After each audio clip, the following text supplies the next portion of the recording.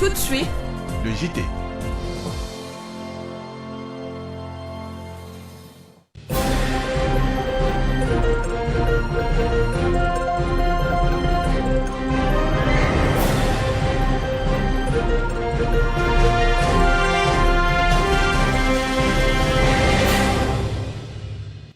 Nous sommes vendredi 18 juillet 2025, chers téléspectateurs internautes de la chaîne citoyenne, auditeurs, auditrices de la radio Electron FM. Bonsoir et bienvenue dans l'édition de la chaîne citoyenne, le journal après cette pause.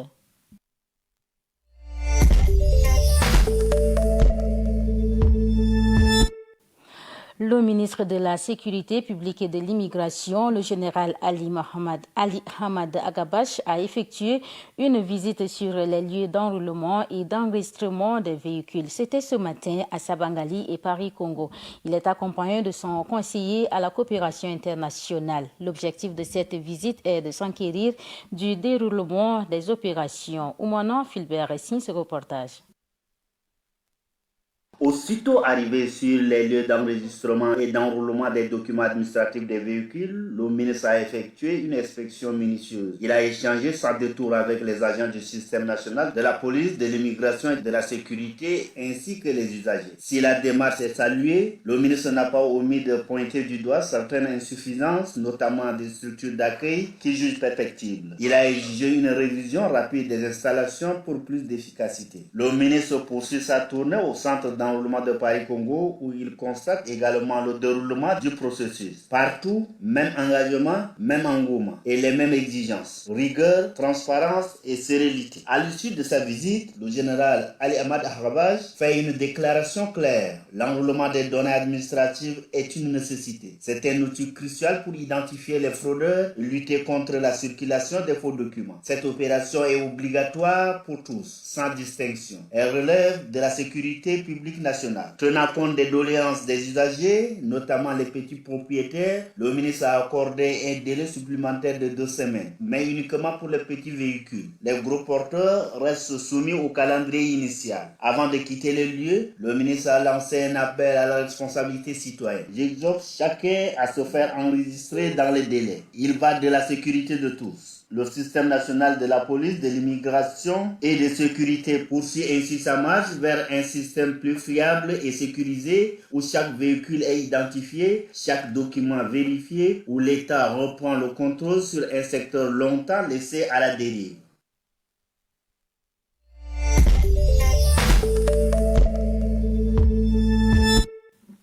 La ville de Pala traverse une crise. Le délégué général du gouvernement auprès de la province du Mayo-Kébi-Ouest dit que cette crise que traversent les deux sociétés est due à la mauvaise gouvernance. Pour lui, quelques mesures seront prises pour redresser la situation de ces deux entités, la cimenterie de Baoré et la Coton-Tchad. Mistangar Victor nous propose un extrait du délégué de la province.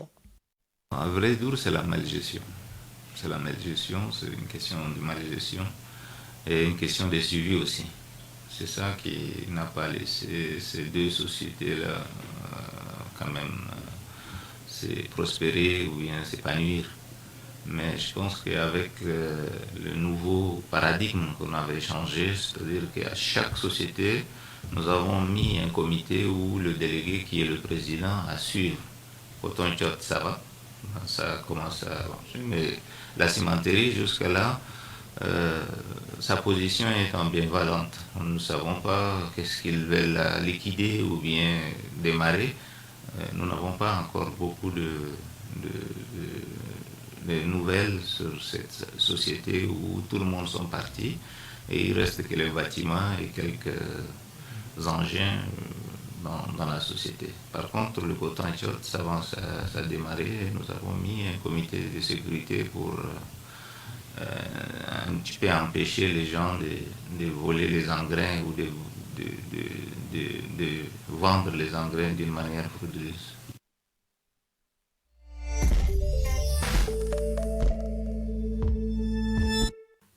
La ville de Pala est un centre économique et agricole vital pour le sud du Tchad.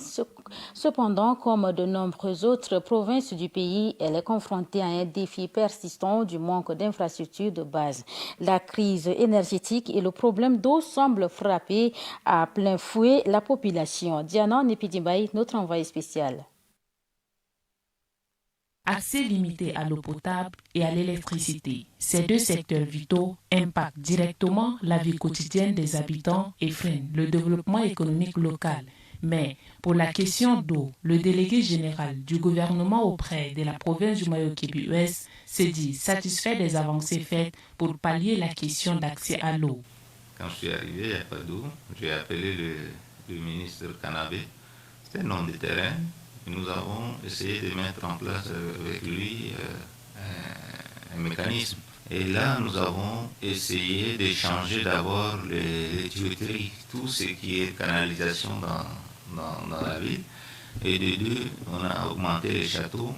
Et le trois, c'est-à-dire qu'on a augmenté la production. C'est-à-dire à la place de 2 forages, on a encore construit 2 forages. Et là, pour l'instant, le problème de l'eau, on n'a pas de problème. Un geste appréciable par la population qui voit les souffrances allégées par le renforcement des ouvrages d'eau dans la ville. Mais l'eau, il y en a, mais il y a d'autres zones périphériques, là, il n'y a pas d'eau. Ces derniers temps, l'eau, ça va un peu mieux. En ce qui concerne l'électricité, les témoignages sont unanimes et poignants. Beaucoup de citoyens interrogés sur cette question laissent entendre qu'il faut parler de ce qui existe, car selon eux, l'électricité n'existe pas dans la localité. Pour question d'électricité, ça n'existe pas. Comment nous allons parler pour parler même d'électricité à Pala? Ça n'existe pas. Là, il n'y en a pas carrément. L'électricité, on ne parle plus. Ce qui veut dire, c'est clair, c'est qu'il n'y a pas d'électricité à Pala. Conscient du manque d'électricité dans la localité, le délégué général du gouvernement auprès de la province reste pessimiste. Il avance que les efforts sont en train d'être faits pour que la ville de Pala soit éclairée. L'électricité, nous avons déjà un endroit où on a réquisitionné pour le photovoltaïque, c'est-à-dire des panneaux solaires qui peuvent nous aider. Et j'avais aussi demandé au ministre de nous amener des lampadaires solaires. Quand vous êtes arrivé hier soir, vous avez quand même voir l'obscurité. Et là aussi, c'est un projet. C'est déjà fait, hein, le plan, tout est déjà fait. Donc, nous attendons la société dès qu'elle arrive. Et comme ça, je pense qu'en 2026, Pala va être éclairé. Et le problème de l'eau, c'est déjà derrière nous. Dans les quartiers périphériques, la situation est encore critique. Pas d'électricité existante et les ménages parcourent en moyenne plus de 2 km et attendent souvent plus d'1 heure pour remplir leurs bidons quand l'eau est disponible. Si le problème d'eau est à moitié résolu, celui de l'énergie reste donc un défi pour les autorités. Le Tchad, riche de sa diversité culturelle, linguistique et religieuse, incarne une richesse humaine inestimable. Toutefois, cette pluralité, bien qu'elle soit un atout majeur, constitue également un terreau fertile pour les tensions intercommunautaires. Qu'en est-il du vivre ensemble que l'on calme en longueur de journée au Tchad entre les efforts de pacification et les réalités du terrain? L'analyse met en lumière une profonde complexité. On fait le point avec Moulin Evelyne. Le Tchad, mosaïque dynamique de peuples, d'ethnies et de croyances, porte dans son histoire les cicatrices des conflits politico-militaires et des tensions communautaires durables. Ces tensions trouvent souvent les racines dans des enjeux fondamentaux: l'accès aux ressources naturelles, des rivalités traditionnelles, un héritage colonial non résolu et des influences extérieures persistantes. Parmi les conflits les plus récurrents, on trouve les affrontements opposant les communautés agricoles aux pasteurs nomades. Ces tensions exacerbées par les effets du changement climatique mettent à l'épreuve la cohabitation. La raréfaction des terres cultivables, la compétition pour les pâturages et l'eau, ainsi que le dommage causé par le bétail sur les cultures sont autant de facteurs déclencheurs des conflits souvent mortels. La prolifération des armes légères depuis l'indépendance l'indépendance a facilité l'émergence des banditismes armés et alimenté la violence intercommunautaire. Par ailleurs, des événements régionaux tels que la crise du Darfour ont également contribué à fragiliser la stabilité, notamment dans l'est du pays, exacerbant les tensions entre communautés arabes et non arabes. Cependant, des lueurs d'espoir se dessinent. L'État, soutenu par ses partenaires, œuvre à instaurer des cadres de dialogue impliquant chefs traditionnels, leaders communautaires, société civile et autorités administratives. Des médiateurs locaux sont formés, des programmes d'éducation à la paix sont initiés dans les écoles et une réforme de la législation sur le pastoralisme est en cours pour mieux adapter les règles aux réalités du terrain. La consolidation de la paix nécessite également le renforcement de l'autorité de l'État, la revitalisation de la gouvernance locale et une régulation plus efficace de l'accès aux ressources. Bien que le chemin demeure semé d'embûches, la volonté politique de transformer le Tchad en une société apaisée semble bien être réelle.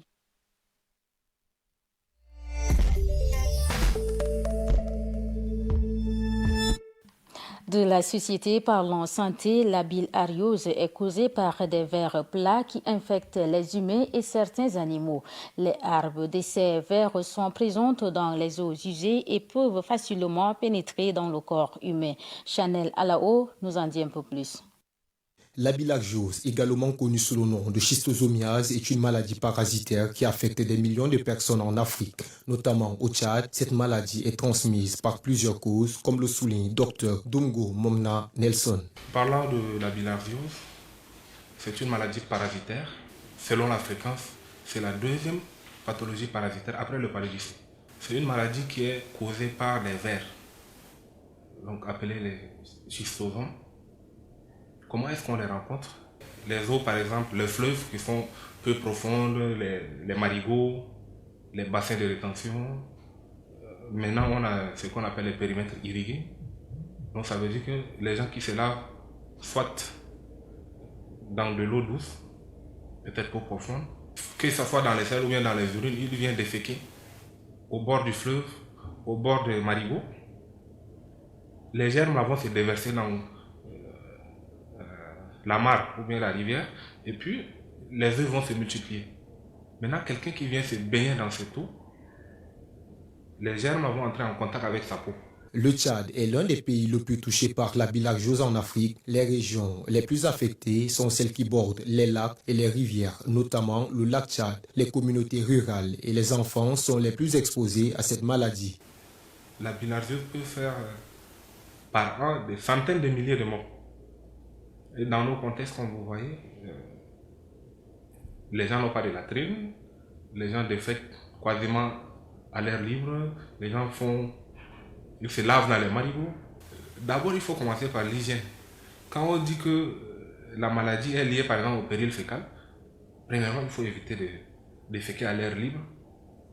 Donc, c'est là où on encourage la construction des latrines.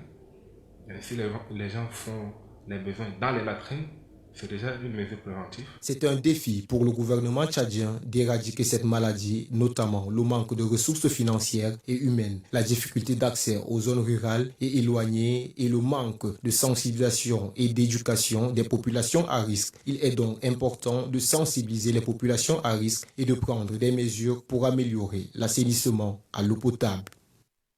Merci de continuer de suivre cette édition. L'hôpital provincial de Pala, chef-lieu de la province du Mayo-Kébi-Ouest, assure une couverture sanitaire détaille à la population. Malgré des moyens limités, les responsables de cette structure sanitaire se battent corps et âme pour donner le sourire aux patients. Reportage Djamit Raïssa depuis Pala. Situé au quartier Sarah, l'hôpital provincial de Pala compte 13 services allant des pavillons d'urgence à la cardiologie, à l'imaginerie, en passant par la pédiatrie. D'autres services de santé sont également logés dans cet hôpital qui couvre 9 districts à son actif. En termes d'équipement et de plateaux techniques, l'hôpital est moyen, selon le directeur Abshide Ahmad Haroun. Il y a certains malades qui viennent à l'hôpital mais ils n'ont rien. Surtout les femmes pour les accouchements, on les prend en charge. C'est-à-dire que les césariens, on les prend en charge ici, c'est gratuit. Et certaines maladies aussi, il y a des gens qui viennent, mais ils n'ont rien. Mais on ne peut pas laisser quelqu'un mourir devant nous comme ça. On prend seulement en charge et puis on les soigne. Nous n'avons pas de moyens de déplacement. Et il y a aussi le manque de personnel qualifié. Il y a des maladies qu'on nous amène ici, mais par manque de spécialistes, on est obligé de référer à N'Djamena ou à Moundou. D'autres défis qui ne sont pas de moindre que rencontrent des difficultés en termes de ressources humaines qualifiées, d'infrastructures et de moyens roulants. L'hôpital provincial de Pala, dans le cadre des renforcements de ses capacités, vient d'être doté d'un bâtiment flambant neuf. Malheureusement, il est sans équipement. Le directeur plaide auprès des autres autorités à accélérer les choses pour leur permettre de regagner cette nouvelle structure. Le gouvernement a déjà fait beaucoup de choses, telles que l'hôpital est déjà un nouvel hôpital qui est construit à Pala. Les équipements que l'État a mis à la disposition de l'hôpital, certains équipements sont déjà vétustes et sans même utiliser. On n'a qu'une seule ambulance qui fonctionne, qui fait des navettes en N'Djamena, Pala, N'Djamena, Pala, Moundou, donc c'est difficile aussi. Au moment si l'ambulance part en N'Djamena, qu'il y a des cas dans la ville, c'est pas facile de l'amener à l'hôpital. Et si possible, de nous augmenter aussi la subvention. Parce que, vous savez, nous sommes dans une ville non électrifiée. Donc c'est l'hôpital qui prend la charge de tout ce qui est comme l'électrification, tout ce qui est nécessaire pour fonctionner avec l'électricité, c'est l'hôpital, c'est le meilleur, pas autre chose. Donc, en dépit de ces difficultés, l'hôpital provincial de Pala contribue à améliorer la santé et le bien-être des habitants par des offres de soins acceptables. En cas de complications qui dépassent sa capacité, l'hôpital réfère ces cas à Moundou ou à N'Djamena. Toujours à l'hôpital provincial de Pala, chef-lieu du département de Mayo-Kébi Ouest offre un service moyen à la population. Malgré le manque de moyens de déplacement et des spécialistes, les responsables font de leur mieux pour soigner les patients. Suivez leur réaction, la réaction de quelques citoyens interrogés par notre envoyé spécial, Jamit Raïssa. La qualité des soins de cet hôpital, je trouve que c'est normal. Les docteurs, les médecins, tous font leur bon travail, quoi. Ils sont bien. Seulement que les produits, des fois, là, on trouve que les produits sont un peu chers à l'hôpital. C'est mieux de te faire quand même venir à l'hôpital central, puisque c'est ça l'importance de l'hôpital. Je suis là, ça fait déjà presque une semaine. J'ai souffert de prostate. Ça a duré déjà presque un an quelques. Oui, la qualité de l'opération, j'ai beaucoup apprécié. Vraiment, l'État tchadien ne s'occupe pas de sa population. Vous voyez, nous sommes ici, là où je me trouve, là. J'ai 345 000 francs dépensés. Sans 5 francs, l'État n'a pas pu intervenir. Même pour refaire l'examen, on te demande encore de payer les tickets. Rien que ça. L'État n'intervient pas. Tu n'en as pas, tu vas mourir surtout. Oui, je me sens un peu mieux. Sinon, je fais une semaine déjà. Au début, il n'y avait pas de changement. Mais dès qu'ils m'ont opéré, les changements, ils ont enlevé les maladies. Si j'ai des douleurs, là, on m'injecte. Ça me calme un peu. C'est avec tout le monde de la province de Pala, mesdames et messieurs, que nous bouclons cette édition d'information. Merci à vous de l'avoir suivi. Merci à la régie. Prenez soin de vous, car chaque jour est une vie. Au revoir et à demain.